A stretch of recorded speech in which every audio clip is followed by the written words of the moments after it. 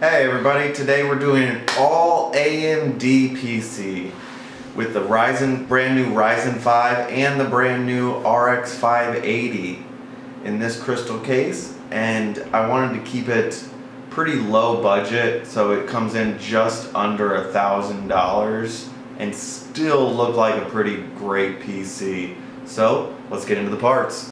Alright, starting us off, we have the Corsair Crystal Series 460X RGB. It's got 3 RGB fans on the front. It fits a full ATX board, and it's got glass on the front and the side, the nice tempered glass so it will not scratch. Then for the CPU, I went with the Ryzen 5 1400. I wanted to see what this chip could do, so that's why I went with the lowest Ryzen 5. And I also want to build a PC that everyone can use. Cooling that, I'm using the Hyper T2 by Cooler Master. I went pretty cheap on this one, and I don't know if I'm going to regret it, but we'll see what this little puppy can do. Then for the motherboard, I went with MSI's B350 Tomahawk. I picked this because I went with an all red build.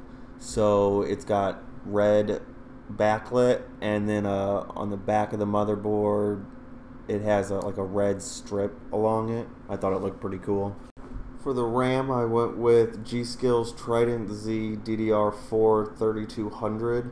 I couldn't get my hands on the Flare X AMD only because my Microcenter doesn't carry it, which is pretty disappointing, but hopefully this RAM works and I don't have any problems. Let's cross our fingers. For graphics, I went with MSI's Radeon RX 580 4GB. Microcenter again didn't have the 8GB because they sold them all to one person. So I went with the 4GB because I just had to have it. And it was perfect for all my whole red build. For storage, I went with Crucial's MX300, 225GB. I didn't go with a mechanical drive this time, and I may add one in the future, but this one should be sufficient to run all games and editing. And finally, I went with Corsair CX600M semi-modular power supply. This is 80 plus, bronze rated, and I think it should be pretty good for this build. I mean, the 580 doesn't take up too much power, so alright, let's get into the build.